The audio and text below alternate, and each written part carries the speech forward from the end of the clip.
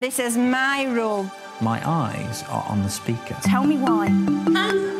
Because that looks fantastic.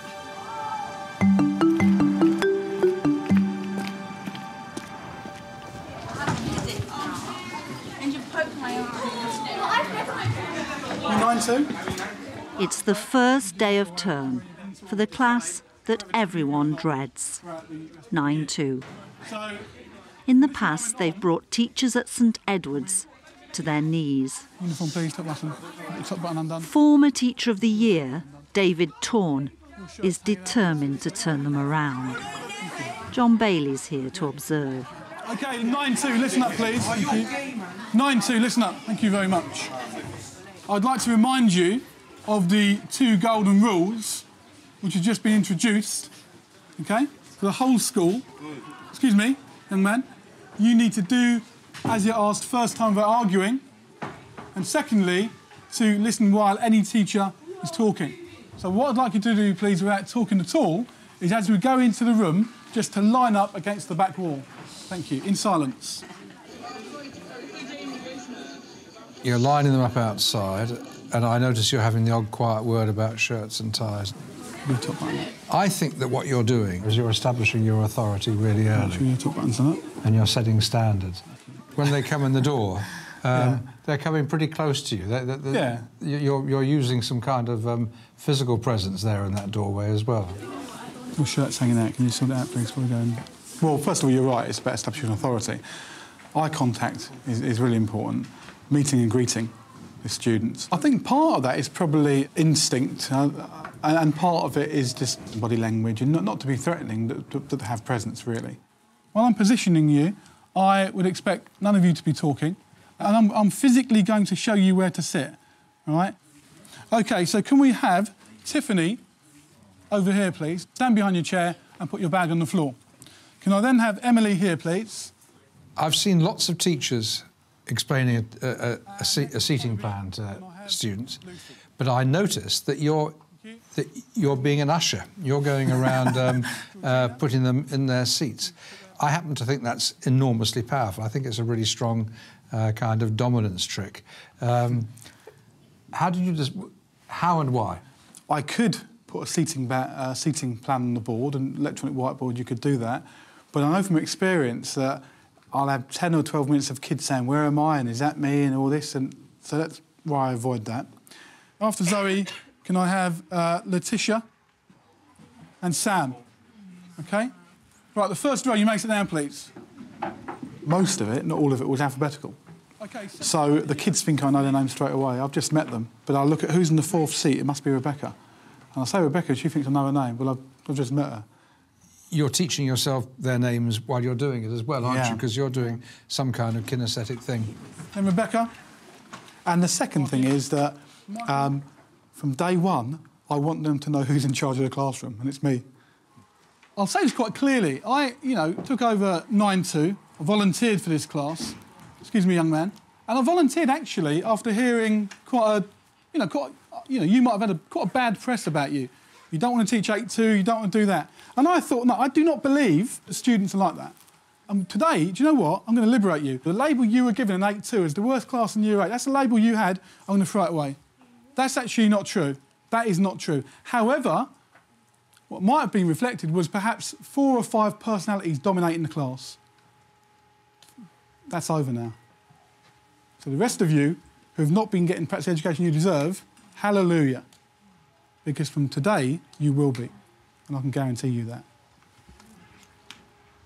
It feels to me like you're sending a message to the rest of the class when you say it's over.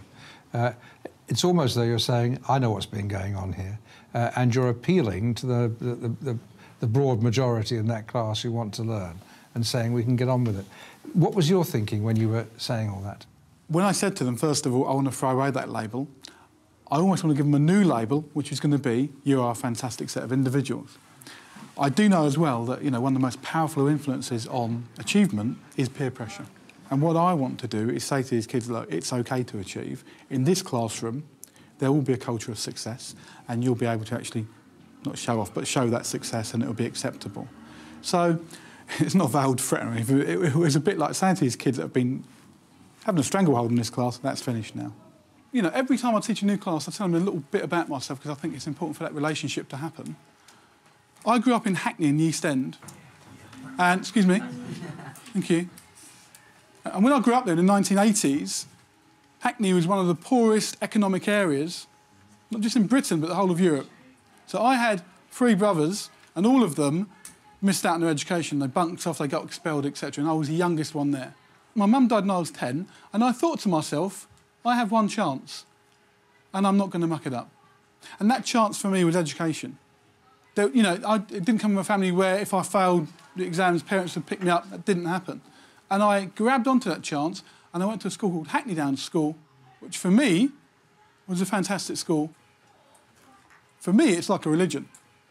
I am absolutely committed to education. I want to tell you that, so from day one, you know that expectations are massively high, all right?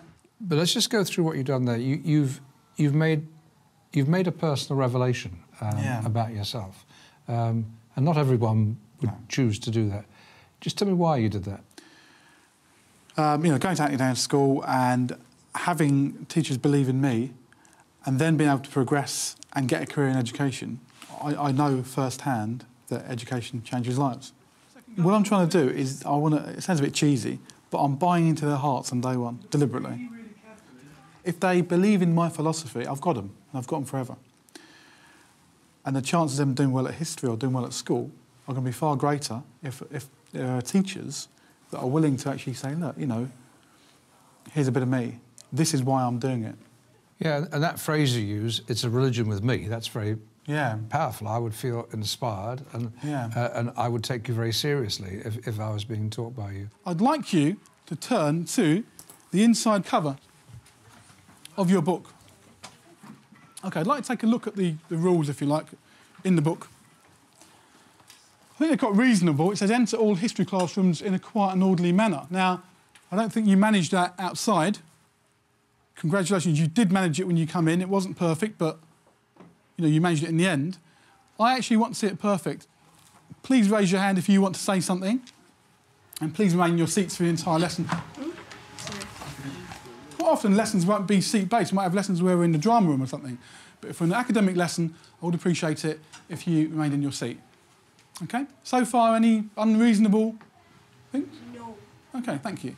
This isn't one of these classes where we sit down and say let's all write down on the paper what rules we think we need to have. Number one, do you always do that with classes? Number two, have you especially stronged up because of the reputation of this class? I'll answer both questions. The first one, I don't always do it with the class. I mean, I had a Year 10 class prior to this, and it was their first lesson, and you know, very strong Year 10, and we had a quick discussion of the rules. I didn't put them in their book, and they're very mature, and we literally got on with the work. This class comes with a reputation, which may or may not be true, and I don't want to spend time having negotiations about whether I'm right or wrong, and I have to get it, as a teacher, I have to get it right for them. Now for the fun part, fantastic. Who wants to be a detainee? What's a detainee? A detainee is someone who gets a detention. Oh. OK. You come to the lesson and you don't bring your book, I'll make a little mark in my book, and it will say B or NB for no book, and it will mean that you've forgotten your book. If the next time you come again and you forget it again, you'll get an immediate half-hour detention. Is that reasonable, Luke? Because you already got a warning the first time. OK. So that's fair, yeah? The other thing is I actually want you guys to achieve, and I know that if you come to your book, if you come to lessons about your book, it's not the same. It's not the same. Students come along and they don't have the work. And for all the excuses I've heard in the world, it doesn't matter. Sorry. Is it like every other 2, or is it 2 for the whole year? You are a great man. If you forget your book once, I'll make a note. If you forget your book twice, detention, and then detention every time after that. I do not press the reset button. Because I think if you press the reset button, what you then do, basically, you tolerate low standards. One of the things that you're doing is you're explaining a fairly low tolerance thing, like when that marvellous phrase you use about if I hit the reset button, I lower my expectations. And you haven't, on this occasion, explained very much about your rewards, except you wag on your eyebrows. If homework's not been done and it's just been laziness or haven't been told, that will be a detention. What if you've got like a computer homework and your computer ain't working, so you can't print it off? If there's a reasonable reason, fantastic. But you can probably only play that game once. What's going on there? If you're going to maintain relationships with students, you need to show them that you like them all the time. So even when you're dishing out punishments or sanctions, it can still be done in a humorous fashion. And I think humour is one of the most fantastic ways that you can win anybody over. OK, so I know you want me educated, and I know you're pretty tough. I might be beginning to think this is OK, but where's the fun? Guys, After 25 minutes of tough love, it's time for some fun. have a look at the picture on the board, and if you can see the hidden item, I would like you to put your hand up but not shout out. If you could, in that picture, there's a hidden item. OK, have a little discussion. If you think you know it, say to your partner what you think it might be. OK, let's see a bit of discussion there. They definitely know it. Right, sorry, what's your name again? Stephanie. Stephanie, right. Would you be prepared to come to the front, please, and point out this hidden item? Okay. Come on, give you a bit of fame. Thank you. Ooh. No.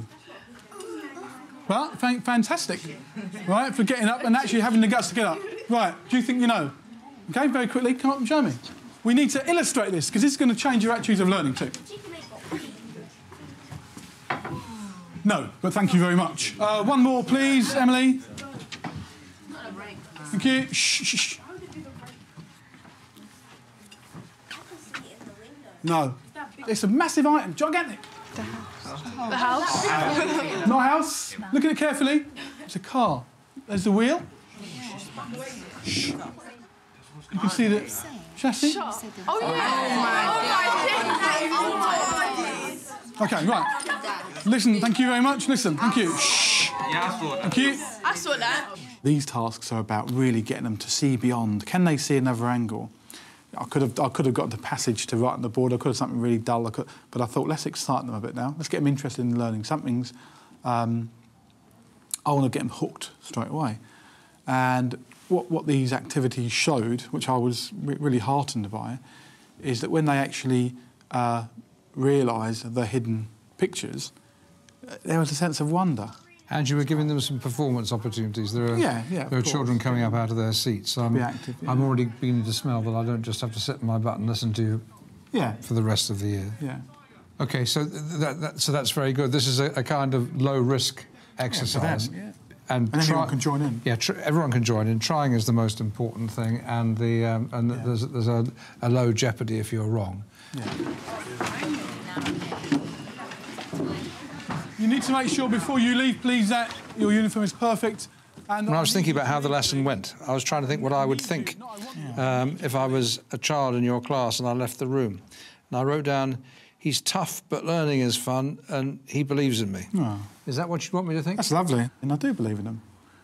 I might not always appreciate their behaviour, but I believe in them, and sometimes it takes a couple of years for the kids to see that, but they'll come good in the end.